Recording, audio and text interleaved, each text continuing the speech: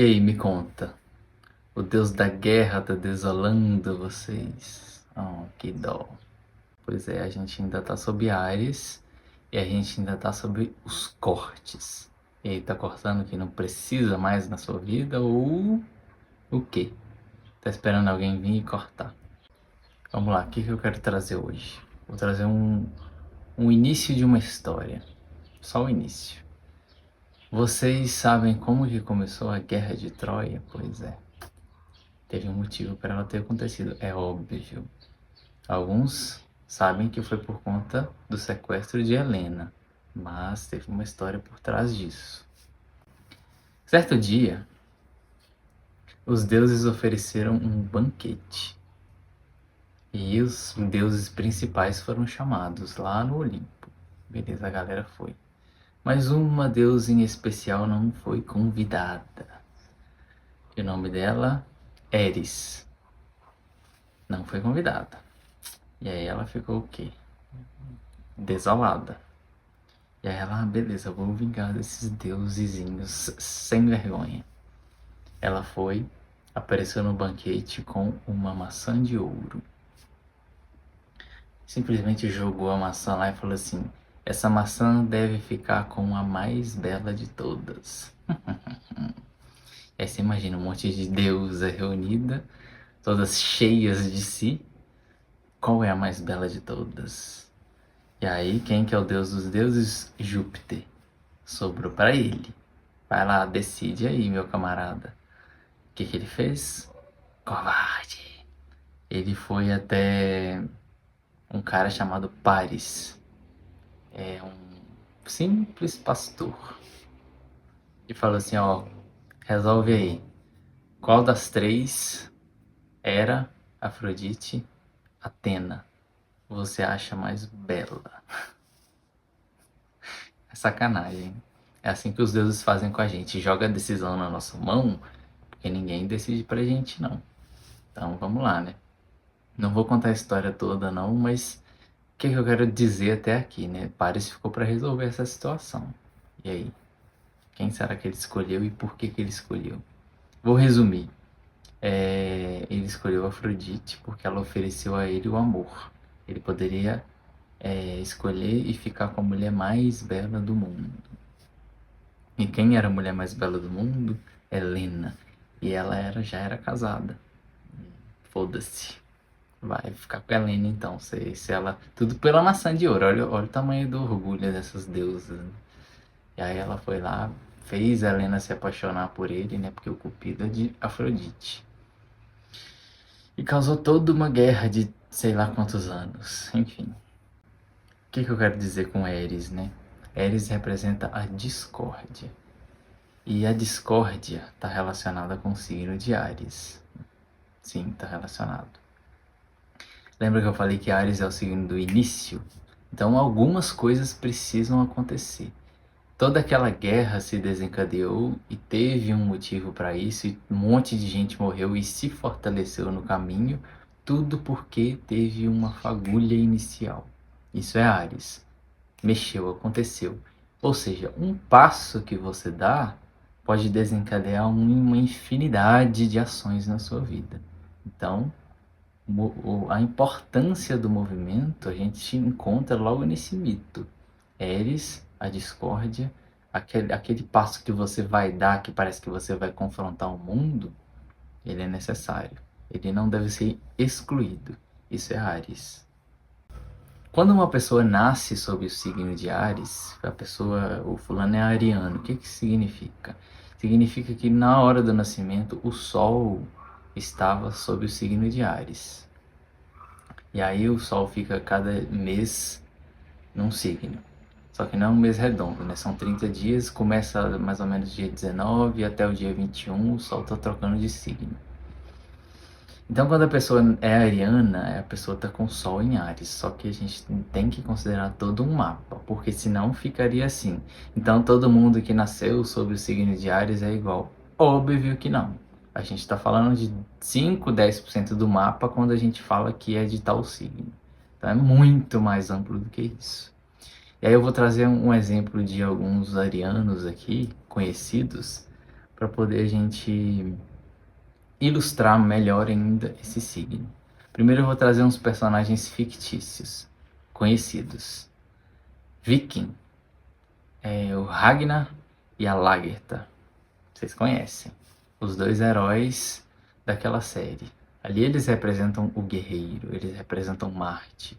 Eles representam aqueles que desencadeiam e olha o papel que eles cumprem nesse mundo, no mundo deles no caso, por serem líderes e desempenharem uma função de pioneirismo. Então, os guerreiros que aparecem nas séries, eles representam o signo de Áries. Eles estão metendo a cara e estão sendo o primeiro a fazer algo. Então, Áries está conectado ao pioneirismo, porque é o signo que inicia. Então, uma pessoa nascida sob o signo de Áries, naturalmente, claro que a gente deve considerar o mapa todo, naturalmente ela tem a fagulha divina dentro dela para poder iniciar as coisas. Então, a função de Áries é fazer o que ninguém ainda fez. Pioneiro, mete a cara e vai lá e faz. Esse é Áries. Então, por exemplo, o Ragnar, ele é aquele líder que vai atrás das conquistas dele, de terra, de dinheiro, sei lá o quê. E a Lagertha tá junto dele. Então, os dois representam um casal. A gente pode colocá-los como um símbolo de Áries. E olha só o que desencadeia, né? Eles trazem pessoas para junto deles, eles têm todo um exército, eles conseguem ampliar a vila deles, o lugar que eles moram, tudo por conta de uma ação. Pois é. Em The Last Kingdom a gente tem o Uhtred, também um símbolo do guerreiro. Ele pega, mete a cara e faz, tem os amigos dele que são imprescindíveis, todo mundo precisa de amigo, e aqui a gente entende que simplesmente você meter a cara e fazer sozinho não é suficiente. Você tem que fazer inicialmente sozinho, mas não excluindo os outros, porque não dá. A ideia aqui não é a gente se comparar ao deus da guerra, é a gente aprender com ele e somar os outros deuses junto. Então quem é Uhtred, né? Mais um símbolo de Áries, aquele guerreiro que mete a cara, vai lá e faz, e enfrenta os perigos e os desafios e serve de exemplo. Isso é Áries. Então até aqui a gente entende que quando o deus da guerra está no céu, como agora, a gente precisa de alguma forma encarnar o que ele representa. Cada mapa tem uma determinada área onde Áries aparece. Então, naquela área do seu mapa é onde você precisa encarnar o deus da guerra para poder ser o primeiro. Por exemplo, o Áries que aparece na casa do mapa relacionada às buscas de crescimento, de ampliar os horizontes. A pessoa tem que meter a cara sozinho sem esperar ninguém fazer. Então a gente tem 12 casas também, são 12 signos e 12 casas. Uma hora a gente fala melhor disso, não é o objetivo aqui, não ainda. E entende? Então onde o deus da guerra se encontra no seu mapa? E aí a gente vai olhar o regente, como eu falei, onde o regente está localizado, é onde aquele deus encarnado vai representar na área da sua vida. E o signo vai ser tipo a vestimenta dele. Para a gente entender o signo, vou trazer uma analogia. Imagine um signo como a energia que passa por dentro de um fio elétrico. Aquela energia a gente não vê. A gente sabe que ela está ali, mas a gente não vê. A gente sabe que se a gente encostar, a gente vai levar um choque, mas a gente não vê. Isso é um signo. Então é um princípio de características e de funções. Isso é um signo. Uma pessoa não é um signo. Não tem como isso, não existe. Então é um perigo também a pessoa se associar, se relacionar a um signo, porque ela se limita demais da conta. E aí vamos dar um exemplo, né? Continuando o exemplo.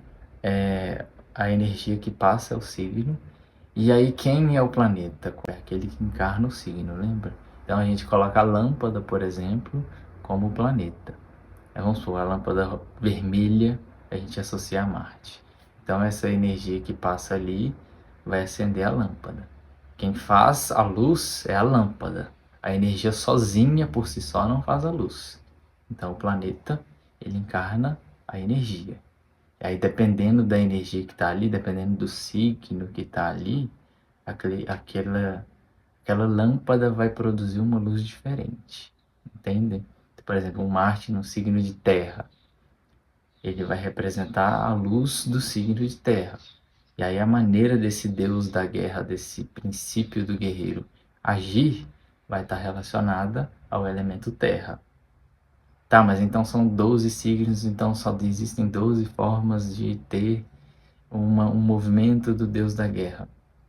Claro que não, porque o mapa é todo entrelaçado. Então às vezes esse deus da guerra está em conflito com o deus da fé, por exemplo. E aí você tem que conciliar os dois dentro de você. Isso é um mapa. Então o mapa ele mostra pra gente como que a gente faz para poder se configurar aqui dentro. E é todo um processo, lógico que em uma semana lendo o mapa não vai resolver. Você precisa, o seu papel em direção ao autoconhecimento, ele é de extrema importância, é o primeiro passo. Porém, deve ser levado em conta a força e a vontade do eu superior. Sempre ele que vai mandar, pelo menos até certo ponto. Depois a gente chega lá. Vou continuar agora trazendo exemplos de alguns famosos conhecidos, que eu acho importante a gente trazer para o momento atual tudo isso.